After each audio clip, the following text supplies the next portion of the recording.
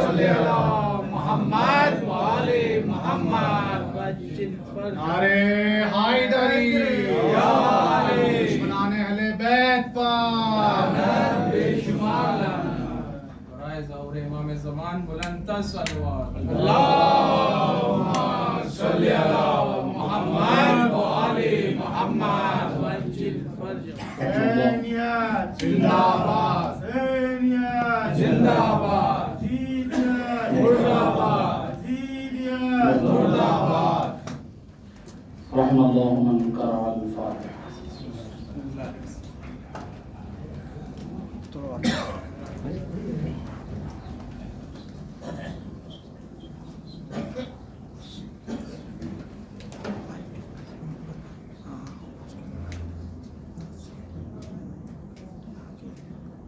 لا حول ولا قوة إلا بالله العلي العظيم. أعوذ بالله من الشيطان اللعين الرجيم.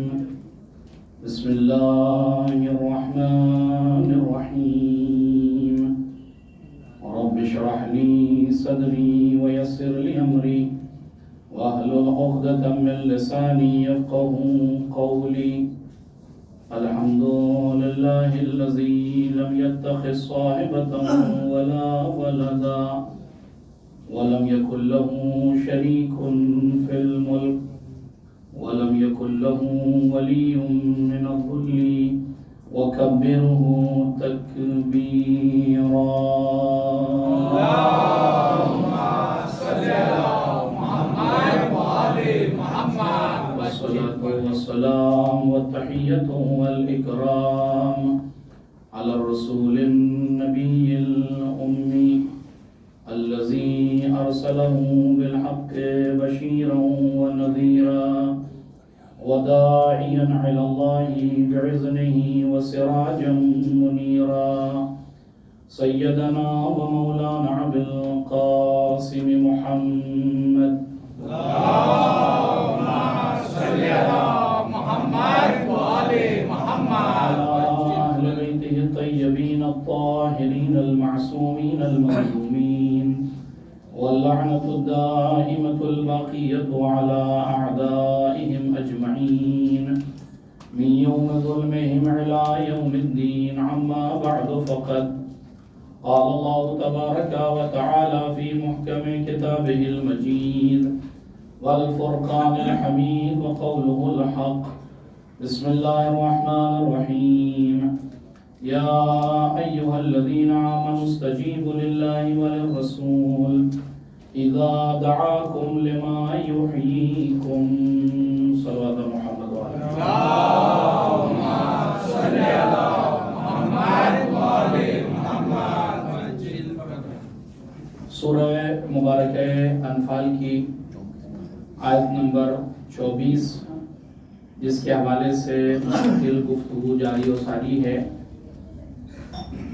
قبل اس کے کہ آج کی اس مجلس میں اس آیت کے ضمن میں کچھ معروضات بیان کروں، گزارش ہے ایک مرتبہ سورہ حمد اور 3 مرتبہ سورہ توحید کی تلاوت فرما کر شہدائے کربلا علیہم السلام کی بارگاہ والا میں حاضر فرما.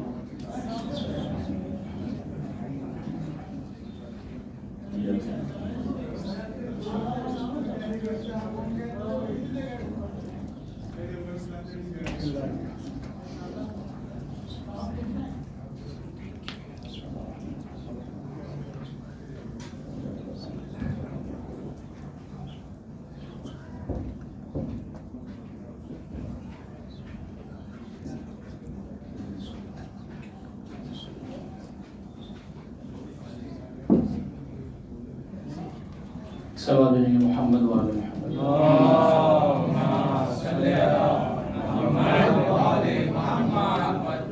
ارشاد رب العزت ہو رہا ہے کہ اے صاحبان ایمان، جب اللہ اور رسول تمہیں ان چیزوں کی طرف دعوت دیں جس میں تمہارے لیے حیات پائی جاتی ہے، تو یہ تمہاری ذمہ داری ہے کہ تم اللہ اور رسول کی آواز پر لبیک کہو.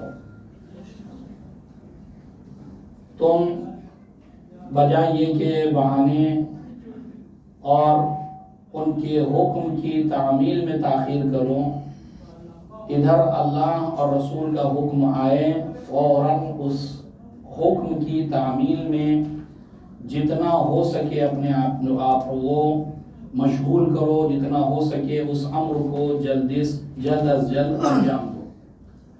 اس آیت کے ضمن میں جو موضوع میں نے انتخاب کیا تھا، کربلا اور ہمارے زندگی کے مسائل کا حل، اور الحمدللہ اب تک کی گفتگو میں جو بات اپنے نوجوانوں کی خدمت میں بیان کرنے کی سعادت حاصل کی، اس کا خلاصہ یہ ہے کہ زندگی بغیر دین کے زندگی نہیں کہلاتی۔ زندگی اسی وقت زندگی کہلائے گی جب انسان کی زندگی میں دین کی پابندی پائی جائے، دین کے تقاضوں پر انسان اگر عمل کر رہا ہے تو یقیناً یہ انسان زندہ ہے، اور اگر اپنے خواہشات، اپنے میلانات اور اپنی منمانی کرتا ہوا نظر آ رہا ہے تو حقیقت یہ ہے کہ یہ زندہ نہیں ہے، گرچہ یہ اپنے آپ کو زندہ تصور ہی کیوں نہ کرے۔ اور اگر انسان کو صحیح معنی میں زندگی کی تعریف عملی طور سے دیکھنی ہے تو کربلا والوں نے، سید الشہداء نے اور اصحاب سید الشہداء علیہم السلام نے ہمیں زندگی اور موت، یہ دونوں چیزیں کربلا میں ہمارے سامنے موجود ہیں، اور زندگی کے وہ اصول جس کے ذریعے سے ہم اپنے زندگی کو کمال اور معراج کی منزلوں تک لے جا سکتے ہیں، کربلا والوں نے وہ سارے اصول تقریباً کربلا میں بیان کیے ہیں۔ یہ میری اپنی نظر ہے، یہ میرا اپنا ظرف ہے کہ میں کربلا والوں سے کتنا اپنے آپ کو نزدیک کر سکا، میں کتنا کربلا والوں سے زندگی کے اصول کو اپنی زندگی میں اتار سکا۔ اس لیے کہ جتنا کربلا سے میں نزدیک ہوں گا، جتنا میں اصحاب کربلا سے نزدیک ہوتا چلا جاؤں گا، میری زندگی کا جو معیار ہے وہ بلند سے بلندتر ہوتا چلا جائے گا۔ یہی وجہ ہے کہ ہر سال یہ مجالسیں منعقد ہوتی ہیں، اور ہر سال ہم یہ کوشش کرتے ہیں کہ اپنی زندگی میں ایک زینہ کم سے کم ترقی کا ضرور حاصل کریں۔ اور یہ کیسے ممکن ہے کہ جس سید الشہداء نے 61 ہجری کے اس سماج اور معاشرے کے تقریباً ہر فرد کے اندر انقلاب پیدا کر دیا ہو، اور نہ تنہا 61 ہجری بلکہ آج تک اس کے انقلاب کا اثر ساری کائنات میں نظر آ رہا ہو، تو یہ کیسے ممکن ہے کہ جب میں ان کی مجالس میں بیٹھوں تو میرے وجود میں انقلاب نہ آئے، میرے وجود میں کوئی تبدیلی نہ آئے۔ حسین ابن علی نے تو نہ جانے کتنوں کو اپنے کردار کی بنیاد پر عوض کر دیا، تبدیل کر دیا، ان کے اندر انقلاب پیدا کر دیا۔ میں تو سید الشہداء کا عاشق ہوں، میں تو سید الشہداء سے بہت زیادہ نزدیک اپنے آپ کو سمجھ رہا ہوں، لہذا میں فکری حساب سے، ذہنی حساب سے، اجتماعی، سیاسی، اخلاقی جتنی بھی چیزیں ہو سکتی ہیں، ان تمام چیزوں میں میرے اندر سب سے زیادہ انقلاب پیدا ہونا چاہیے۔ اس لیے کہ سید الشہداء نے کربلا کے ذریعے سے جو انقلاب پیدا کیا ہے، آپ یقین جانیں، آپ جا کر پڑھیے 61 ہجری سے پہلے کی تاریخ میں کہ جہاں لوگ قتل کرنے کو کمال سمجھ رہے تھے، جیت کا معیار گلا کاٹ دینا تھا، جیت کا معیار عورتوں کو اسیر کر لینا تھا، جیت کا معیار کسی کو میدان میں پسپا کر دینا تھا، واحد کربلا گئی وہ جنگ ہے کہ جہاں سید الشہداء نے اس معیار کو بدل دیا کہ اب تک تم یہ سمجھ رہے تھے کہ گلا کاٹنے والا جیتا کرتا ہے، لیکن آؤ 61 ہجری میں تمہیں بتاؤں گا کہ میں گلا نہیں کاٹ رہا ہوں، میں گلا کٹوا کر بھی دنیا میں اپنی جیت کا اعلان کر کے بتاؤں گا کہ مظلومیت کے ذریعے سے جو جیت حاصل ہوتی ہے اس کے اندر دوام قیامت تک کے لیے پایا جاتا ہے۔ ایک صلوات بھیجیے گا محمد والے محمد۔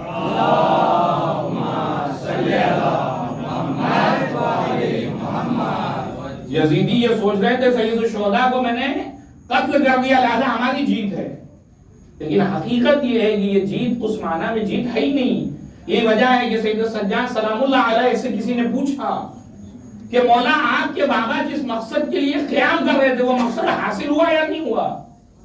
آخر یزید تو آج بھی تخت خلافت پر ہے، یعنی وہ یہ تصور کر رہا تھا کہ سید الشہداء یہ چاہتے تھے کہ یزید کو تخت خلافت سے نیچے لے آئے، بس اسی کا نام جیت ہے۔ امام سجاد علیہ السلام سے جب اس نے سوال کیا کہ اللہ کے امام، اے نبی خدا کے وسیع، یہ بتائیے آپ کے بابا کا مقصد یہ تھا کہ سید الشہداء کا مقصد یہ تھا کہ یزید کو تخت خلافت سے نیچے لے، آج بھی یزید تخت خلافت پر بیٹھا ہوا ہے، تو اس میں جیت کہاں ہوئی؟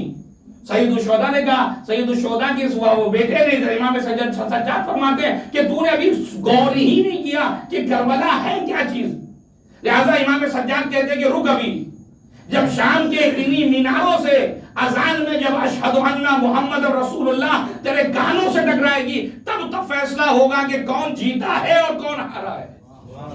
اس لیے کہ سید الشہداء در حقیقت جس مقصد کو لے کر آگے بڑھے تھے وہ مقصد یہ تھا کہ دین باقی رہ جائے، اشہد ان محمد رسول اللہ اذانوں میں باقی رہے، اور ادھر سے یزید کا مقصد یہ تھا کہ نام رسالت کو ختم کر دیا جائے، نام علی مرتضیٰ کو دنیا سے مٹا دیا جائے۔ یہاں مطلب مقصد کی جنگ ہو رہی تھی، مسئلہ یہ نہیں ہے کہ کون باقی ہے اور کون باقی نہیں ہے، اصل جنگ تھی مقصد کی۔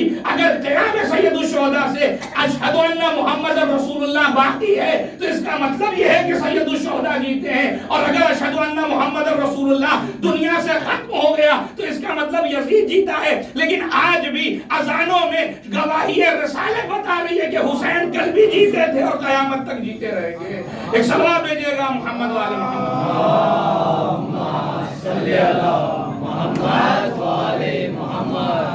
سید الشہداء کا مقصد جنگیں کبھی کبھی مقصد کے لیے لڑی جاتی ہے، معیار یہ نہیں ہے کہ کون بچا اور کون نہیں بچا، ظاہری اعتبار سے فیصلہ نہیں کرنا ہے کہ ظاہری اعتبار سے کون زندہ کون چلا گیا۔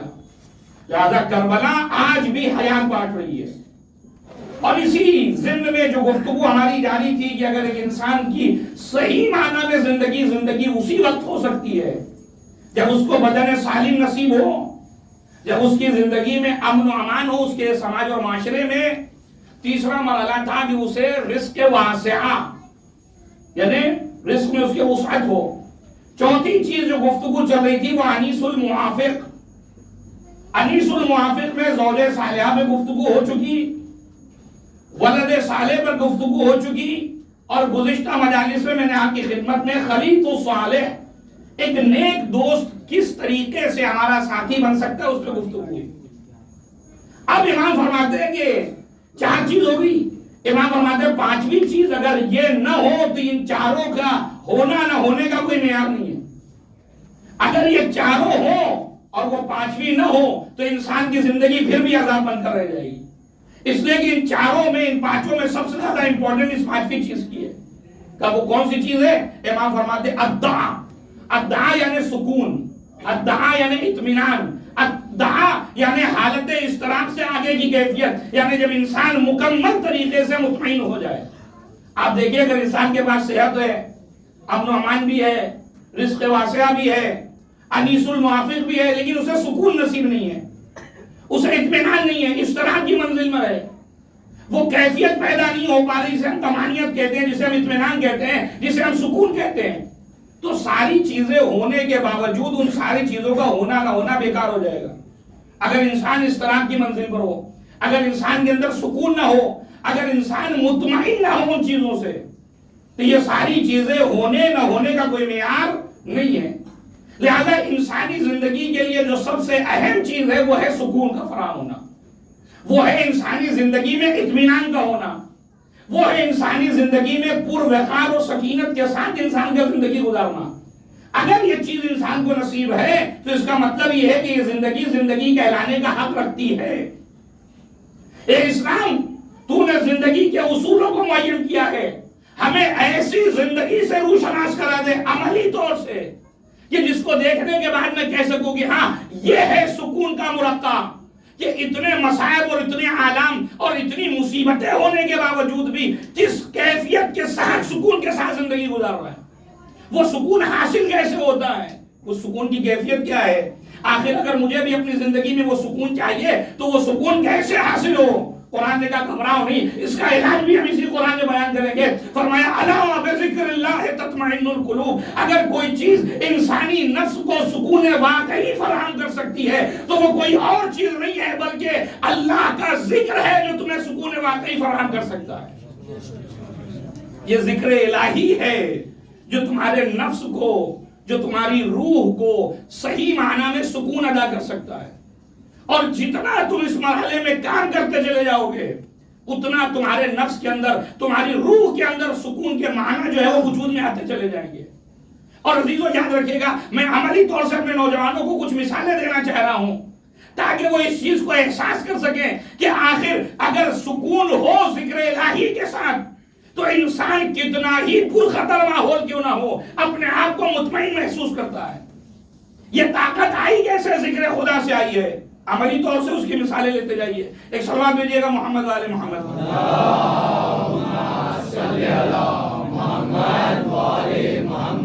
یہ بتائیے انسان کب سب سے زیادہ مضطرب اور بے چین ہوتا ہے؟ جب اس کی دولت لوٹی جائے تب، اس کے گھر کو توڑ دیا جائے تب مضطرب ہوتا ہے، اس کے بچوں کو مار دیا جائے تب مضطرب ہوتا ہے۔ آخر وہ کون سی منزل ہے کہ جہاں انسان سب سے زیادہ بے چین ہو جاتا ہے؟ اس طرح رکتا ہی نہیں ہے، بے چینی ختم ہی نہیں ہوتی، ادھر ادھر زندگی، یعنی ایسا لگتا ہے کہ بس زندگی تو ختم ہو گئی، اب بچا ہی کیا میرے پاس۔ کب وہ موقع جب انسان کو یہ پتا چل جائے کہ میری موت سامنے کھڑی ہے۔ موت ایک ایسی چیز ہے کہ انسان کتنا ہی پرسکون کیوں نہ ہو، انسان کتنا ہی مطمئن طریقے سے زندگی کیوں نہ گزار رہا ہو، لیکن اگر پتا چل جائے کہ موت آ رہی ہے تو یہ سارا اضطراب مٹ جائے گا، یہ ساری بے چینی اور بڑھتی چلی جائے گی، یہ اطمینان جو ہے وہ سب ختم ہوتا چلا جائے گا۔ یہ وجہ ہے کہ آپ بڑے سے بڑے بہادر اور بڑے سے بڑے شجاع کے سامنے موت کا ذکر کریے، اسے بتا دیجیے کہ تمہیں مرنا ہے۔ اگر وہ سامنے سے شو نہیں کر رہا لیکن اس کی حقیقت آپ کو بہتر جانتا ہے کہ میری کیا کیفیت ہے، میں کیا کس منزل پر آ گیا، اس لیے کہ مجھے اب نہیں کہ تب مرنا ہے۔ ایک وجہ یہ بھی ہے کہ پروردگار عالم نے جب کسی معصوم سے کسی نے پوچھا مولا یہ بتائیے اللہ نے موت کا کوئی مرض کیوں نہیں رکھا، کہ مرض وہ آتا ہے لوگ مطمئن ہو جاتے ہیں کہ بھائی اب کچھ دنوں کے بعد موت آنی ہے، تیاری شروع ہو جاتی۔ کہ یہی وجہ ہے معصومین کے جو الفاظ کے جملے میں اس کی ترجمانی اپنے الفاظ میں آپ کی خدمت میں کر رہا ہوں، کہ دو طرح کے لوگ ہوتے ہیں، کچھ جو ہے قوی القلب ہوتے، کچھ ضعیف القلب ہوتے، کچھ کا دل قوی ہوتا، کچھ کا دل کمزور ہوتا۔ اگر یہ پتہ چل جاتا کہ یہ مرض جو ہے موت کا مرض ہے تو ضعیف دل تو مرنے سے پہلے ہی مر جاتا، وہ تو ہر دن موت کے لمحے کے ساتھ گزارتا کہ اب تو 4 دن بچے ہیں، اب تو 4 گھنٹے بچے ہیں، اب تو 4 منٹ بچے ہیں، ایک ایک لمحہ اس کا موت کے انداز میں گزرتا۔ اور اگر اسی کے مقابلے میں جو مضبوط دل کا ہوتا وہ دنیا میں ظلم و بربریت کرتے پھرتا کہ جو مجھے مرنی ہے ابھی تو موت ہی نہیں آئی ہے، ابھی تو علامت ہی ظاہر نہیں ہے، میں جو بھی کر لوں گا مجھے موت تو آنی نہیں ہے، اس لیے کہ جب تک علامت نہیں آئے گی موت مجھے آنی نہیں ہے۔ لہذا خدا نے کہا ہم کوئی علامت نہیں رکھیں گے، ہم موت کو اتنا آسان بھی بنائیں گے اور موت کو اتنا ہی سخت بنائیں گے۔ اور یہی وجہ ہے کہ جو بچہ ابھی شکم مادر میں ہے وہاں سے لے کر عمر کی آخری منزل تک اللہ نے ہر مرحلے پہ موت دے کے بتایا کہ دیکھو گھبراؤ نہیں، تمہیں ٹینشن لینے کی ضرورت نہیں ہے، ہم نے ہر جگہ تمہارے لیے موت کا انتظام کر رکھا ہے، لہذا مطمئن رہو۔ یہ نہ سوچنا کہ جب بوڑھے ہوں گے تب موت آئے گی، نہیں، پیدا ہوا بچہ بھی موت کی آغوش میں جا رہا ہے، شکم مادر میں بھی موت کی آغوش میں جا رہا ہے، ادھیڑ عمر 10 سال 5 سال ہر عمر کے انسان کو موت دے کر بتایا کہ خبردار دنیا کی ہر چیز سے غافل ہو جانا لیکن موت سے غفلت نہ اختیار کرنا، اس لیے کہ زندگی ہماری دی ہوئی ہے، جب چاہا تمہیں دے دیا، جب چاہا واپس لے لیں گے۔ ایک صلوات دیجیے گا محمد والے محمد۔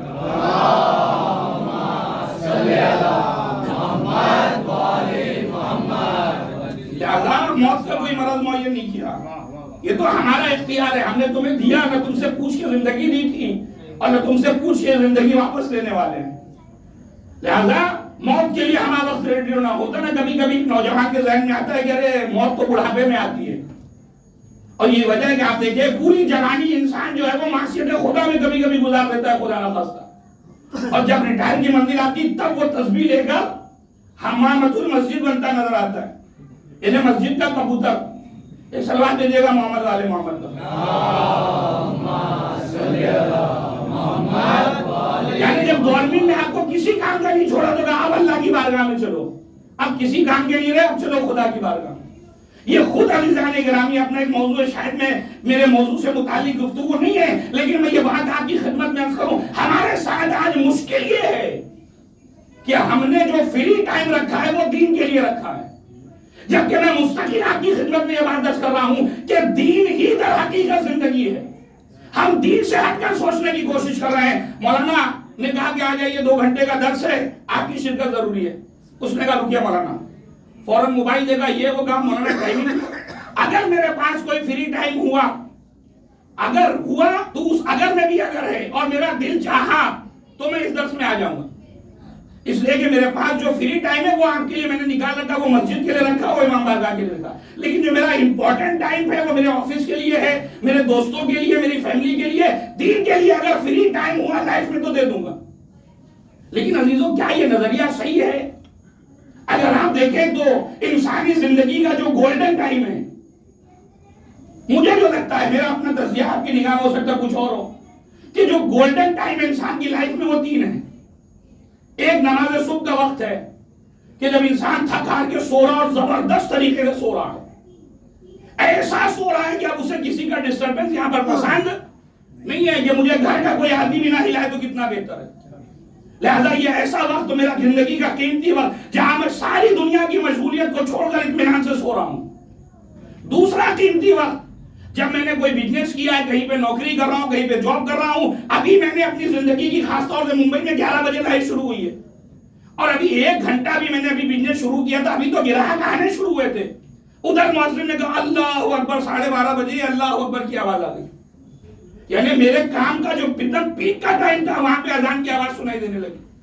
اچھا ٹھیک ہے، پورا دن میں نے بزنس کو دیکھا، گراہک کو دیکھا، ساری چیزیں کر لی، اب اس کا حساب کتاب کرنے کا ٹائم آ گیا شام میں، کہ آپ بیٹھ کر دیکھوں کہ آج میں نے کتنا کمایا، کتنا گنوایا، کیا کیا کیا نہیں کیا، اتنا کر ہی رہا تھا کہ پھر مؤذن کی آواز آ گئی اللہ اکبر۔ توجہ کیجیے گا عزیزو، میں یہ سمجھ رہا تھا کہ میری زندگی میں جو فری ٹائم ہوگا وہ میں اپنے خدا کے لیے نکالوں گا، لیکن خدا نے نماز کو 3 وقتوں میں ایسے وقت میں رکھا جو انسانی زندگی کا سب سے اہم وقت تھا، جو خود اس بات کا پیغام ہے کہ ہمیں تمہارا فری ٹائم نہیں چاہیے، فری ہی ٹائم چاہیے تھا تو بہت سے لوگ پڑے ہوئے تھے، لیکن ہم نے تمہیں مسلمان قرار دیا، ہم نے تمہیں غدیری بنایا ہے، ہم نے تمہیں حسین کی محبت دی ہے، اور یہ اذانوں کی آواز تمہارے کانوں میں ایک امتحان ہے کہ تم دنیا میں مست رہتے ہو یا ہماری بارگاہ میں آ کر مصلی عبادت پہ کھڑے ہوتے ہو۔ ایک صلوات بھیجیے گا محمد آل محمد۔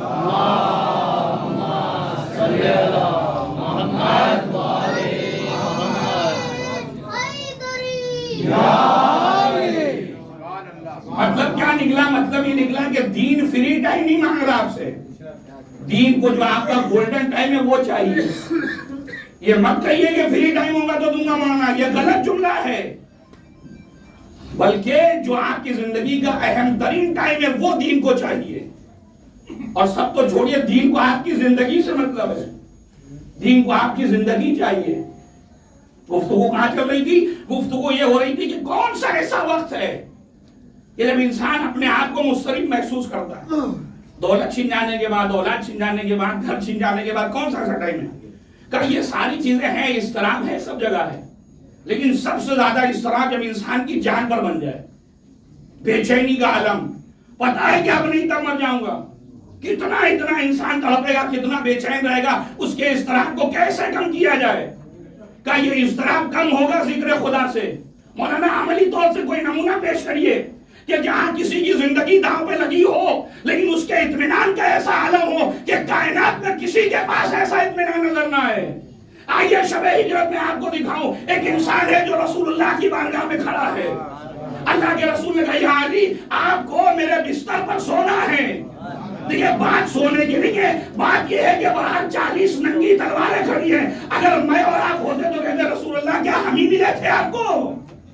اتنا پر خطر ماحول کہ یہاں مرنا تو 100% ہے، جو آپ کی جان کے در پہ ہیں وہ مجھے تو ایسا ماریں گے کہ میری بوٹی بوٹی ایک جسم کا ایک حصہ نہ دکھے گا، لیکن آپ خدا کی قسم مولا کائنات کے جواب کو دیکھیں، کچھ پوچھا نہیں ہے، صرف ایک سوال کیا اللہ کے نبی کیا میرے سونے سے آپ کی جان بچ جائے گی؟ اور تاریخ کے جملے ہیں کہ مولا کائنات اس پرسکون ماحول میں، پرسکون سکون تو میرا جملہ ہے، ورنہ اس سے بدترین ماحول کیا ہو سکتا ہے؟ اس بدترین ماحول میں ایسا سوئے کہ اس کے پہلے کبھی نہ سوئے۔ یہ اطمینان علی بتا رہا تھا کہ جب ساتھ خدا کا ہو تو پھر حالات سے ڈرنے کی ضرورت نہیں ہے، اس وقت تو ایسی نیند آتی ہے کہ کائنات میں شاید کسی کو نہیں ہو۔ ایک صلوات دیجیے گا محمد و آل محمد۔ اللہم صلی علی محمد و آل محمد۔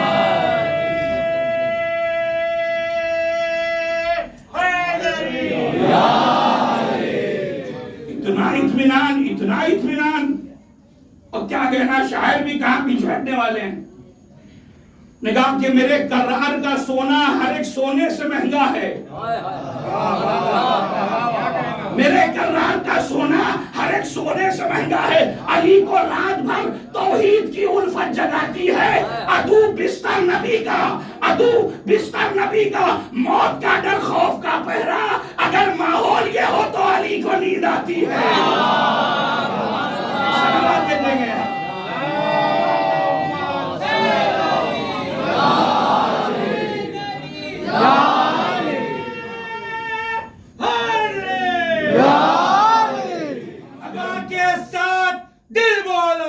علی مولا، علی مولا، ہر ایک میزان میں تولا، علی مولا، علی مولا، بڑے جھوم کر بولا، علی مولا، علی مولا، نعرہ حیدری۔ سبحان اللہ، سبحان اللہ۔ دیکھ رہے ماحول ایسا ہو تو اچھے سے اچھا انسان جو سونے کا عادی ہو وہ بھی نہ سو پائے، لیکن اس ماحول میں کہ جہاں پر خطر ترین ماحول کائنات کا، لیکن وہاں علی اطمینان کی چادر اوڑھے سو رہے ہیں۔ یا علی یہ اطمینان آیا کہاں سے؟ کہ تم نے رسول کے جملے پہ غور ہی نہیں کیا۔ رسول نے ایک جملہ کہا ہے، علی کل جب مشرکین آئے تو امانت دے کر میرے پاس آ جانا۔ یہ جملہ بتا رہا ہے کہ یہ کتنے ہی کیوں نہ ہو میرا کچھ نہیں بگاڑ سکتے۔ ایک صلوات دیجیے گا محمد و آل محمد۔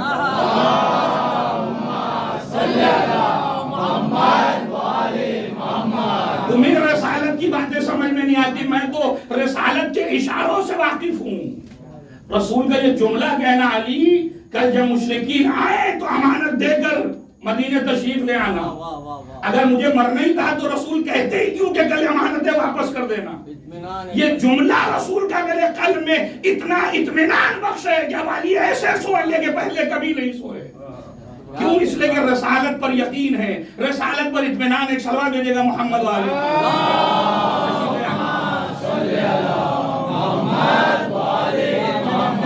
تھوڑا تھوڑا سوال لکھتے آگے تشریف لائیں۔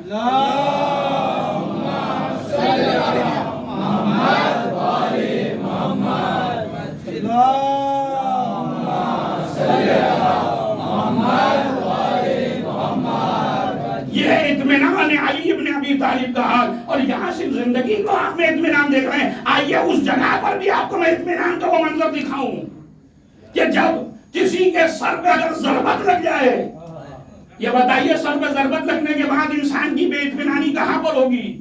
انسان کتنا بے چین ہوگا، کتنا مضطرب ہوگا۔ ایک چھوٹا سا زخم لگ جائے تو انسان بے چین ہو جاتا ہے، چہ جائے کہ وہ تلوار جو زہر میں گزری ہو اور سر اقدس کو چیرتی ہوئی آئی ہو، لیکن اس کے باوجود کائنات میں تنہا علی ابن ابی طالب ہے جو سر پہ ضربت لگنے کے بعد کہہ رہا ہے، فزت برب الکعبہ، رب کعبہ کی قسم علی کامیاب ہو گیا۔ یہ اطمینان علی ہے کہ دیکھو جو زندگی اللہ نے خانہ کعبہ سے دی تھی، اس زندگی کو مسجد کوفہ سے علی واپس کر رہے ہیں۔ اس سے بڑا اطمینان نفس علی کے لیے کیا ہوگا؟ ایک صلوات دیجیے گا محمد و آل محمد۔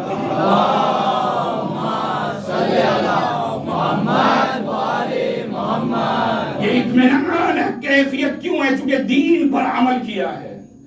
جو زندگی اللہ نے خانہ کعبہ سے دی تھی، اس زندگی کو پوری امانت داری کے ساتھ مولا امیر المؤمنین مسجد کوفہ سے واپس کر کر اعلان فتح و ظفر کر رہے ہیں کہ میری زندگی کامیاب ہے۔ اور میں ایک رخ آپ کی خدمت میں پیش کرنا چاہ رہا ہوں، یہاں توجہ کیجیے گا۔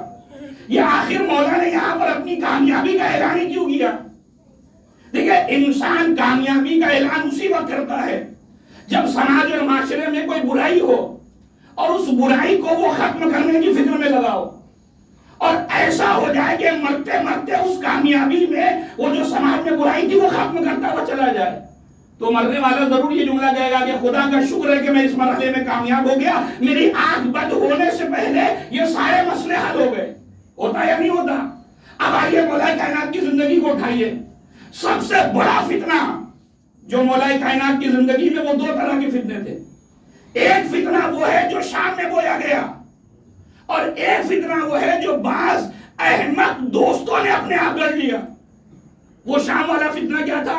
شام والا فتنہ یہ ہے کہ علی نماز نہیں پڑھتے، معاذ اللہ معاذ اللہ، علی سے نماز سے کوئی تعلق نہیں، دین سے کوئی تعلق نہیں، وہ تو ہمہ وقت معاذ اللہ یہ کوشش کرتے تھے کہ کسی نہ کسی طریقے سے رسول اللہ کو تکلیف پہنچائیں، لہذا ان کا تو دین سے کوئی تعلق ہی نہیں ہے، لہذا شام والے یہ سوچ رہے ہیں کہ علی کا دین سے کوئی تعلق نہیں ہے، لہذا ایک فکر یہ چل رہی ہے۔ دوسری فکر جو حضرت علی کے بعض قریبی لوگ نظر آ رہے ہیں، جو چاہ تو ہے حضرت علی کو، لیکن وہ یہ دعویٰ کر رہے ہیں کہ علی جو ہے وہ خدا ہے، اللہ ہے، علی کی جو صفات ہیں وہ الہی صفات ہے، لہذا یہ تو خدا ہے۔ لہذا دو طرح کی غلط فکریں چل رہی ہیں۔ ایک فکر وہ ہے جو علی کو بے نمازی کہہ رہی ہے، ایک فکر وہ ہے جو علی کو خدا کہہ رہی ہے۔ مولا نے جیسے ہی سر پہ ضربت لگی کہا میرے خدا تیرا شکر ہے کہ مسجد میں عین سجدے کی حالت میں تو نے جو ہے سر پہ ضربت لگائی ہے، خدا کی قسم علی خوش ہو گئے، کیوں؟ اس لیے کہ یہ دونوں کو جواب مل گیا۔ جو علی کی خدائی کے قائل تھے ان کو بھی علی نے جواب دے دیا، اگر خدا دے تو مسجد میں کر کیا رہے تھے؟ اور وہ شام والے جو تھے جو یہ دعویٰ کر رہے تھے کہ علی سے مسجد سے کوئی رابطہ نہیں ہے، مسجد میں شہادت ہونا بتا رہی تھی کہ یہ سارا پروپیگنڈا بنی امیہ کا بنایا ہوا تھا، علی ہی تو عین نماز ہے، علی تو عین مسجد ہے۔ ایک صلوات دے دیں گے محمد والے محمد، اللہم صلی علی محمد والے محمد۔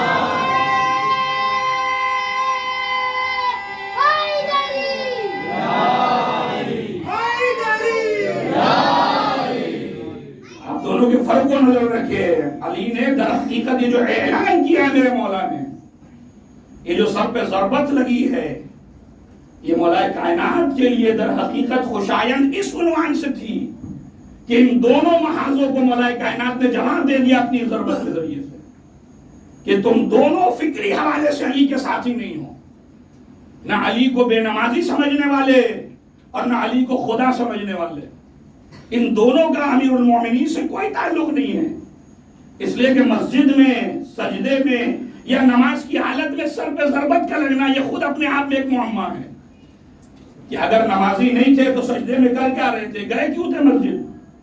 اور دوسری طرف ان کو بھی جواب ہے کہ جو یہ کہتے تھے کہ مولا امیر المومنین خدا گئے ہیں، در حقیقت ان کے لیے بھی یہ سوال تھا کہ اگر واقعی خدا تھے تو پھر عبادت کس کی ہو رہی تھی؟ ایک سوال بھیجیے گا محمد والے محمد، اللہم صلی علی محمد والے محمد۔ لہذا سوال یہ ہے کہ یہ اطمینان آیا کہاں سے؟ کا اطمینان ذکر خدا سے حاصل ہوتا ہے۔ جتنا بندہ ذکر خدا کرتا چلا جائے گا اتنا خدا اس کے قلب میں اطمینان کی کیفیت کو بڑھاتا چلا جائے گا۔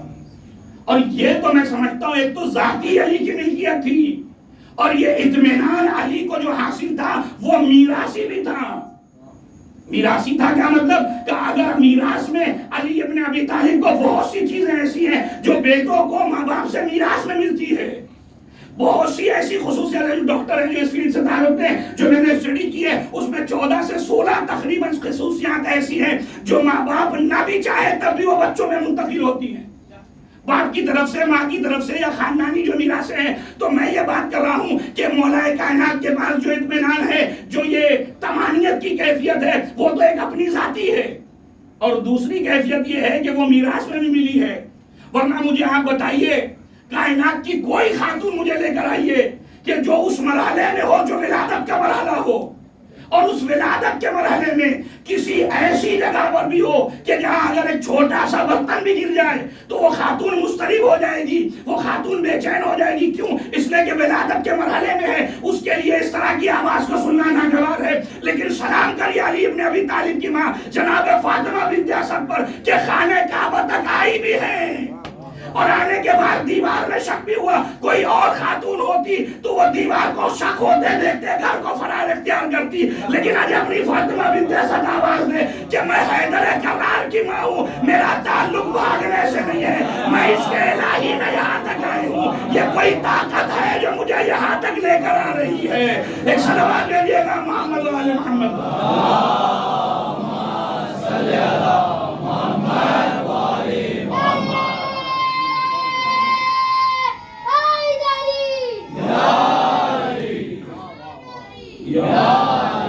کوئی تو طاقت ہے جو مجھے یہاں تک لے کر آ رہی۔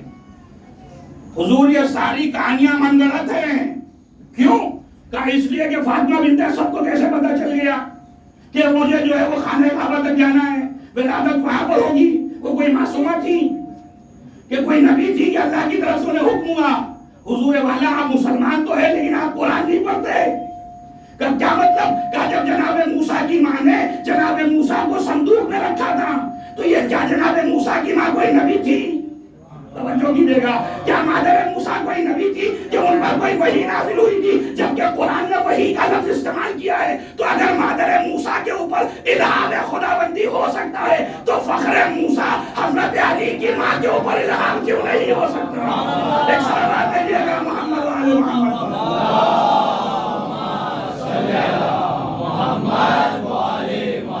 وَأَوْحَيْنَا إِلَىٰ أُمِّ مُوسَىٰ، قرآن کے الفاظ ہم نے موسیٰ کی ماں کے اوپر وحی کی ہے۔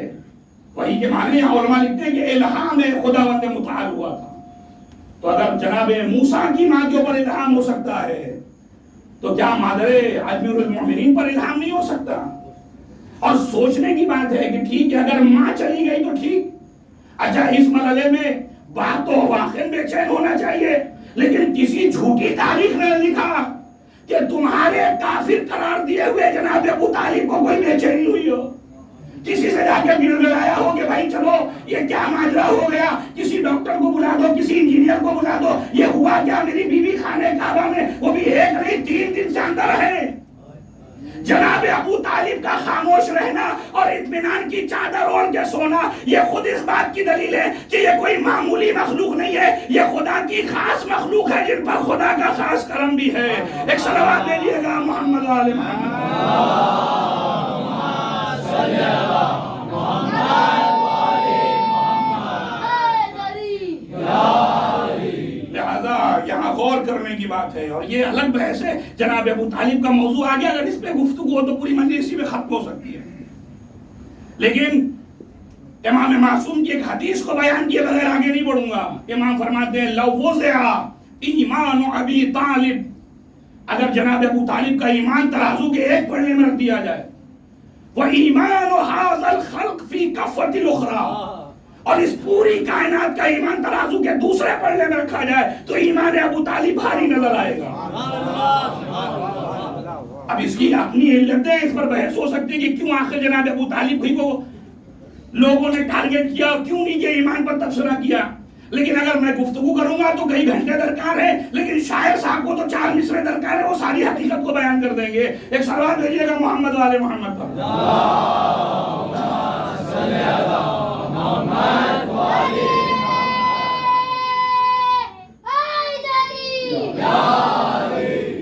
جنہیں بغض تعصب نے جکڑ رکھا ہے صدیوں سے، جنہیں بغض و تعصب نے جکڑ رکھا ہے صدیوں سے، انہی لوگوں کا کہنا ہے علی کے باپ کافر تھے، تو اسی کا نام ہے اس دور میں بغض و حسد، ورنہ علی کو چھوڑ کر باقی سبھی کے باپ کافر تھے۔ صلوات دیجیے گا محمد و آل محمد۔ صلی اللہ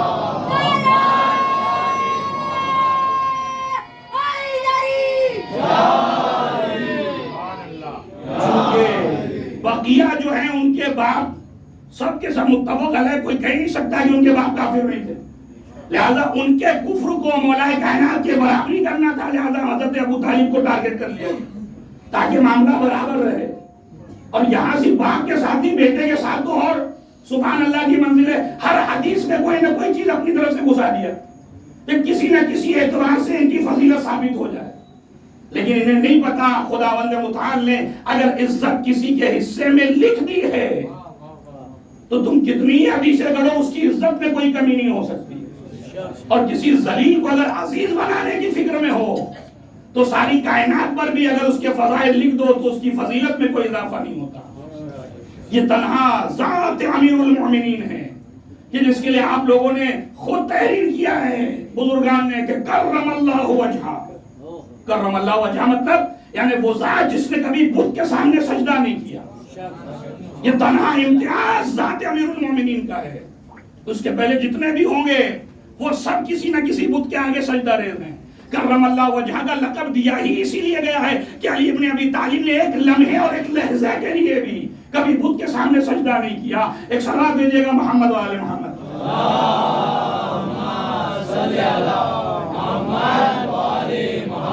لہذا یہ بہت اہم ہو جاتا ہے کہ ہم امیر المومنین کے لیے کیا کر رہے ہیں. غدیر جو میں نے شروعات سے جو میری موضوع مجلس کا موضوع یہی رہا ہے کہ زندگی اگر کہیں ملے گی تو وہ غدیر کے سائے میں ملے گی. غدیر سے اگر دور چلے گئے تو خدا کی قسم یہ زندگی نہیں ہو سکتی. اور وہ زندگی کے جو غدیر سے ملی ہے اس کے اندر ولایت جو ہے وہ ولایت جو انسان کو دین سے نزدیک لے کر جائے گی. ورنہ آپ جائیے کسی ایک انسان کے بارے میں یہ حدیث اٹھا کے دکھائیے مجھے. یہ حدیث تو سب کی آپ کی سنی ہوئی لیکن اس کی تکمیل شاید نہیں ہو پاتی. وہ حدیثیں جدا جدا بیان کی جاتی ہیں. پہلی حدیث کیا ہے؟ النظر الی وجہ علی عبادہ. علی کے چہرے کی طرف دیکھنا عبادت ہے. آپ بتائیے کسی اور صحابی کے لیے رسول اللہ نے کبھی کہا کہ فلاں کے چہرے کی طرف دیکھو گے تو عبادت ملے گی تمہیں؟ ممکن ہے اگر دیکھ لو تو جو عبادت کی ہے وہ بھی سلب ہو جائے. لہذا رسول اللہ نے مجھے تو کوئی حدیث نہیں ملی, آپ کو ملی ہو منابع حدیث میں دکھائیے گا کہ کسی اور صحابی کی طرف ان کی طرف دیکھو گے تو تمہیں عبادت کا ثواب ملے گا. ہاں سلمان اور مسلمان کے فرق کو ضرور بتایا رسول اللہ نے کہ سلمان اور مسلمان میں فرق کیا ہے. کہ سلمان وہ ہے جس کی جنت مشتاق ہو, مسلمان وہ ہے جو جنت کا مشتاق ہو. دونوں میں بنیادی فرق ہے کہ تمہارا عمل اس لیے ہے تاکہ تم جنت میں چلے جاؤ, لیکن جنت خود مشتاق ہے کہ کب سلمان اس جنت میں آئیں گے تو جنت کو فضیلت ملے گی. ایک صلوات دیجیے گا محمد و آل محمد.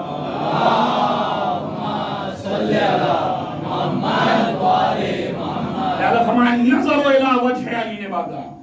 علی کے چہرے کی طرف دیکھنا عبادت. اللہ کے رسول اسی قرآن میں کل نفس ذائقۃ الموت بھی ہے. جب آپ کو موت آنی ہے تو یقیناً آپ کا وسیع بھی اس دنیا سے جائے گا, اور جب وہ چلا جائے تو اس کے بعد والے کیسے اس عبادت کا ثواب لیں گے. جب تک مولا کائنات زندہ ہے النظر الی وجہ علی عبادہ, علی کے چہرے کی طرف دیکھنا عبادت ہے. لیکن جب علی اس دنیا سے چلے جائے اس وقت کے لیے آپ نے کیا کیا ہے؟ فرمایا گھبراؤ نہیں, ذکر علی عبادہ. اگر علی ہے تو چہرے کی طرف دیکھ کر عبادت کر لو, اگر علی چلے جائے تو علی کا ذکر کر کے عبادت کر لو. اے اللہ کے رسول, ہم نے تو ایسے بھی زمانے دیکھے ہیں جہاں ذکر علی پر پابندیاں لگا دی گئی ہیں. اب اگر میں عبادت کا ثواب لینا چاہوں تو کیا اس کا علاج بھی میرے پاس ہے. اگر علی ہو تو چہرے کو دیکھ کر عبادت کر لینا, علی چلے جائے تو ذکر کر کے عبادت کر لینا, اور اگر ذکر پہ پابندی لگ جائے تو حب علی عبادہ, علی کی محبت سینے میں رکھنا بھی عبادت. صلوات دیجیے گا محمد و آل محمد. صلی اللہ محمد و آل محمد.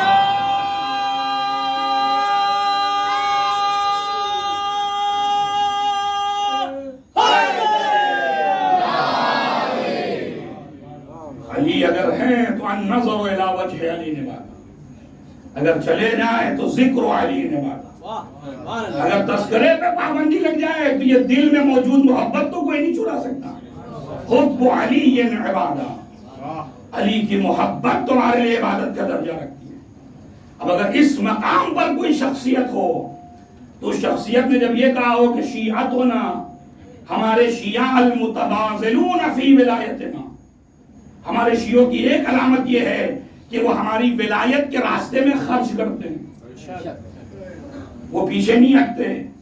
جہاں بھی مالی مسئلہ ہو, جانی مسئلہ ہو, کسی طرح کا کوئی مسئلہ ہو, جب بات ولایت کی آئے گی تو پھر وہ خرچ کرنے سے گریز نہیں کرتے. کیوں؟ اس لیے کہ یہ علامت شیعت ہے کہ المتبازلون فی ولایتنا, ہماری ولایت میں وہ خرچ کرتے ہیں. اور اکثر میں مجالس میں یہ بات کرتا ہوں کہ جب آپ نیچے کوئی ڈونیشن لکھا رہے ہوں تو اپنے بچوں کو بھی اس عادت میں شریک فرمائیں. ان کو الگ سے چاہے 50 روپے 100 روپے ہی دیں لیکن ان کے ذریعے سے بھی ڈونیشن ضرور کروائیں تاکہ انہیں پتا چلے کہ المتبازلون فی ولایتنا کا مقصد کیا ہے, اس کا طریقہ کیا ہے, کیسے میں دین کی راہ میں خرچ کر سکتا ہوں. لہذا آپ کا ڈونیشن کافی نہیں اور ضروری نہیں کہ آپ 2000 25,000 20,000 روپے لکھائیں. ان بچوں کو اگر آپ نے 100 روپے کی نوٹ بھی دے دی کہ بیٹا جاؤ, جانے کے بعد امام حسین علیہ السلام کی مجلس جو منعقد ہوتی اس میں تمہارا بھی حصہ ہونا چاہیے اور اس حصے میں انہیں شریک کریے. قیامت میں ایسا نہ ہو کہ افسوس ملتے رہ جائیں, اتنا اللہ نے موقع دیا پھر بھی جیب میں ہاتھ تو جیب میں جاتا تھا لیکن نوٹ جب آتی تھی تو سب سے چھوٹی ہی آتی تھی. علامہ جوادی کا جملہ میرا نہیں ہے, وہ فرماتے ہر پیسے کے اندر اتنی طاقت نہیں ہے کہ وہ راہ سید الشہداء میں خرچ ہو جائے. ہر پیسے کے اندر وہ طاقت نہیں ہے, بڑے بڑے پیسے والے ہیں لیکن راہ سید الشہداء میں خرچ کرتے نظر نہیں آئے. لیکن ایک غریب ہے لیکن اپنا سب کچھ لٹا کر خوش ہے کہ جس کی راہ میں دیا ہے وہ دوبارہ پھر مجھے عطا کر دے گا. صلوات دیجیے گا محمد و آل محمد. صلی اللہ محمد و آل محمد. اور اگر کسی کو یزیدیت مردہ باد, محمد و آل محمد صلوات.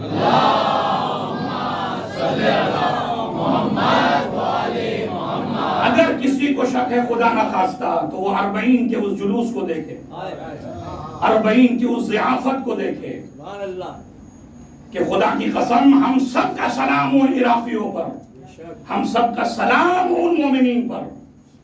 جو مناظر جو آپ سب کے ذہنوں میں کچھ نہ کچھ واقعات ہوں گے, ایسے ایسے واقعات کے سننے کے بعد دیکھنے کے بعد روح انسان کام جائے. ہم آج 1 لاکھ 2 لاکھ 5 لاکھ سید الشہداء کی بارگاہ میں خرچ کر کے سوچتے ہیں بہت بڑا کام کر لیا ہم نے. ایک چائے کی اسٹال بھی جو لگاتا ہے نا اس کا بھی خرچہ 10-15 لاکھ روپے آتا ہے, جا کے پوچھئے گا اس سے.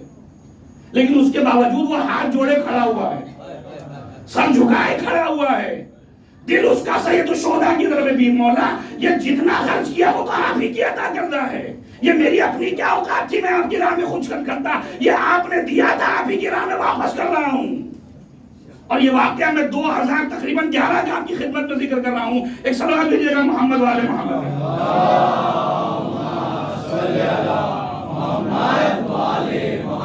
غالباً سردیوں کا زمانہ تھا, میں ایران سے گیا تھا عراق زیارت کے لیے اسی 40 کی غرض سے. سردیوں کا زمانہ, زبردست سردی, رات کا تقریباً 2 بج رہا تھا.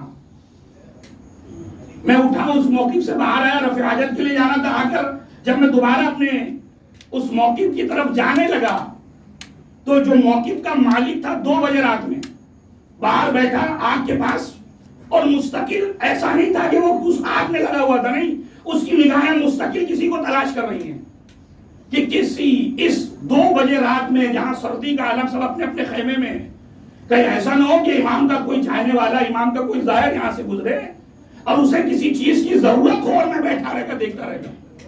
مستقل دیکھ رہا ہے کہ کوئی گزرا تو نہیں یہاں سے. بات شروع ہوئی میری اور کہتے کرتے مجھ سے کہتا سید آپ یہ جو موقف دیکھ رہے ہیں چھوٹا سا ہم نے کہا دکھ رہا ہے, کہا اس کے بارے میں جانتے کچھ؟ میں نے کہا نہیں مجھے تو کچھ پتا نہیں, میں تو ایران سے آیا ہوں, مجھے کچھ پتا نہیں, میں یہاں کے موقع میں رکا, کافی عالیشان موقف تھا. کہ یہ آدمی جو بیٹھا ہے یہ میرے گاؤں کا ہے اور میں اس کے حالات کو جانتا ہوں. اس کے پاس اس سال دنیاوی امور میں کچھ نہیں تھا, 1 بیگھہ زمین بچی تھی, اس نے وہ زمین بیچ دی ہے اور وہ بیچ کر یہاں آ پر موقف لگانا ہے کہ مولا مجھے شرم و حیا محسوس ہوتی ہے کہ یہاں سے سید الشہداء کے ظاہرین گزرے اور ان کے لیے میں کچھ نہ کر سکوں. اگر اس کو معلوم نہیں ہے کہ جب یہ 40 کے بعد جائے گا تو اس کی زندگی کیسے گزرے گی, اسے کچھ نہیں پتا. یہ صرف امام حسین کے پر توکل کر کے آیا ہے کہ مولا میں اس شرمندگی کا مشاہدہ نہیں کر سکتا کہ اگر کوئی ظاہر گزرے اور میں اس کی خدمت نہ کر سکوں, لہذا بہت چھوٹا سا ٹینٹ لگایا ہے لیکن پورے خلوص کے ساتھ یہاں پر بیٹھا ہے. عزیزو, سید الشہداء کی بارگاہ میں سب سے بڑی چیز جو ہے وہ ہے خلوص ہے. یہ نہ دیکھیے کہ میں کیا دے رہا ہوں, جو بھی دیجئے خلوص کے ساتھ دیجئے اور یہ یقین رکھیے جتنا بھی آپ خرچ کریں گے سید الشہداء کئی گنا اسے آپ کو واپس دیں گے. یہ کریم ابن کریم خاندان ہے، اور آج جس یتیم کا ماتم کرنے کے لیے آپ اور آپ یہاں پر جمع ہوئے ہیں وہ کوئی اور نہیں، حسن کا لاڈلا جناب قاسم ابن حسن۔ اور عزیزان گرامی، آپ جناب حسن مجتبیٰ کی زندگی اٹھا کر دیکھیے، کس مسائل کے ساتھ آپ نے زندگی گزاری ہے۔ میں ایک جملہ کہوں گا، مولا امام حسین یقیناً آپ کی مصیبتیں بہت زیادہ ہے، لیکن کم سے کم آپ کو ایک ایسا گھر تو نصیب تھا جہاں پر سکینہ اور رحمت آپ کو سکون فراہم کر رہی تھی۔ لیکن میرا مولا امام حسن اتنا غریب تھا کہ گھر کے اندر گھر کے باہر بھی غریب تھا، اور گھر کے اندر زوجہ کی طرف سے بھی مظالم کو شکار تھے۔ یہی وجہ ہے کہ جودہ بنت شخص نے آپ کو زہر دیا، اور جب وہ منزل آئی ہے اور امام حسین کو خبر ملی کہ بھائی کو زہر دے دیا گیا، سید الشہداء آئے ہیں، اشک جاری ہے۔ ایک مرتبہ امام حسن نے بھائی کو دیکھا، گلے سے لگایا، آواز دیے، بھیا حسین، ارے آپ نہ روئیے، لا یوم کا یوم کا یا ابا عبداللہ، اے حسین، ارے جو تم پر مصیبتیں پڑنے والی ہے وہ میری مصیبتوں کے مقابلے بڑی مصیبت، اے سید الشہداء، اے حسین۔ اور اسی عالم میں جناب امام حسن مجتبیٰ نے اپنی بیوی کو بلایا، جناب فروا کو، اور جناب قاسم کا سن ابھی تاریخ بتا کہ 2 سے 3 سال کا سن ہے، اور ایک تعویذ نکال کر جناب قاسم کے بازو پہ باندھا ہے، اور باندھنے کے بعد وصیت کی ہے کہ میں تمہیں وصیت کر رہا ہوں کہ جب زندگی میں کوئی مشکل وقت آئے تو فروا اس تعویذ کو کھول کر قاسم کو دے دینا۔ ہاں عزیزوں، تاریخیں بڑھتی رہی، اور وہ موقع بھی آیا کہ حسین شب عاشور محضر شہادت کو پڑھ رہے ہیں۔ فلاں انسان شہید ہوگا کہ اسی محضر شہادت کو سنتے سنتے ایک مرتبہ 13 سال کا بچہ پیچھے سے بلند ہوا، چچا، اے چچا، کیا میرا نام اس محضر شہادت میں نہیں ہے؟ حسین نے کہا میرے لال قریب آؤ۔ آنے کے بعد بلایا، کلیجے سے لگایا، اب سوال کیا، بتاؤ کیف الموت عندک، تمہارے نزدیک موت کیسی ہے؟ جناب قاسم کہتے احلی من العسل، اے چچا، موت میرے نزدیک شیرین ہے، شہد سے زیادہ شیرین ہے۔ بھائی اتنا سننا تھا، گلے لگایا، اور اس کے بعد فرماتے کان میں کہ اے قاسم، کچھ امتحان کے بعد تمہیں بھی شہید ہونا پڑے گا، اور تمہیں ہی نہیں تمہارا بھائی علی اصغر بھی شہید ہوگا۔ اور جیسے علی اصغر کا نام سنا، غیرت ہاشمی گوارا نہ کی، آواز دی، کیا چچا ظالم خیمے میں چلے آئیں گے؟ کامی خیمے میں نہ آئیں گے، علی اصغر کو میں خود اپنے ہاتھوں اجرکم اللہ، خدا کسی غم میں نہ رلائے۔ ہاں عزیزو، جناب قاسم نے یہ سارا مرحلہ گزرا۔ اب تاریخ بتاتی جناب قاسم اجازت طلب کر رہے ہیں روز عاشور، اے چچا مجھے مرنے کی اجازت دے دیجئے۔ اور عزیزو، حسین صرف چچا نہیں ہے، 10 برس امام حسین نے قاسم کو علی اکبر سے زیادہ محبت دے کے پالا ہے۔ آخر بھائی کی نشانی ہے، کیسے مرنے کی اجازت دے دے، بار بار اجازت مانگتے ہیں، کبھی پیروں پہ گر جاتے ہیں، کبھی بابا، کبھی ہاتھ چومنے لگتے ہیں، چچا مجھے مرنے کی اجازت دے دیجئے۔ لیکن امام حسین نے قاسم کو اجازت نہ دی، گھر کے کونے میں آئے، خیمے میں سر کو زانوؤں میں ڈالا، گریہ زاری کر رہے ہیں۔ ماں قریب آئی، بیٹا قاسم کیا بات ہے، کیوں رو رہے ہو؟ کہا اے میرے اماں، ارے صبح سے چچا سے میں مرنے کی اجازت مانگ رہا ہوں، لیکن مجھے مرنے کی اجازت نہیں دیتی۔ وہ ایک مرتبہ جناب فرما فرماتی، قاسم مرتے وقت تمہارے بابا نے تعویذ تمہارے بازو میں باندھا تھا، آؤ وہ تعویذ کو کھولا جائے۔ اب وہ جو تعویذ کو کھولا، جناب قاسم خوشی سے ایک مرتبہ جھوم اٹھے، اس میں تحریر کیا تھا، میرے لال قاسم، جب میرا بھائی کربلا میں نرغہ آدھا میں گر جائے تو جا کر میری طرف سے قربان ہو جانا۔ اور اس میں ایک الگ جملہ عجیب سا تھا، کہتے ہیں قاسم اگر چچا اجازت نہ دے تو اتنی بار اجازت کے لیے جانا کہ چچا تمہیں مرنے کی اجازت دے دے۔ اجرکم اللہ، خدا کسی غم میں نہ رلائے۔ عزیزو، قاسم نے خط کو لیا، دوڑتے ہوئے جناب امام حسین کے پاس آئے۔ امام حسین نے بھائی کی تحریر کو دیکھا، زارو قطارے، بھیا ارے جاتے جاتے میری نصرت کا انتظام کر کے گئے ہیں۔ میں ایک مرتبہ قاسم کو گلے سے لگایا، تاریخ کی حسین پوری کربلا میں کہیں لشکا کر زمین پہ نہ گرے، صرف ایک موقع تھا جب جب قاسم کو رخصت کرنے کا موقع آیا تو اتنا چچا اور بھتیجے روئے، فغش علیہما، دونوں کے اوپر غشی چھا گئی۔ اجرکم علی اللہ۔ عزیزو بس میں نے ختم کیا، خدا ان آوازوں پہ رحمت نازل کرے۔ لیکن عزیزو ایک جملہ ذرا سوچئے گا ایک لمحے کے لیے، اگر بیٹے کی شہادت ہے اور ہمیں باپ کو پرسہ دینا ہے تو مجھے یہ بتائیے ہم کس کو پرسہ دیں؟ ہائے جنت البقیع میں جائے بھی تو کیسے جائیں؟ اس باپ کو کیسے پرسہ دیں جس کی قبر ویران ہے، جس پر کوئی چراغاں نہیں ہے؟ اے زمانے کے امام، ارے ہم سب کا پرسہ حسن مجتبیٰ کو، اے زمانے کے امام، ارے اسباب تعمیر جنت البقیع فراہم ہو جائے خدایا۔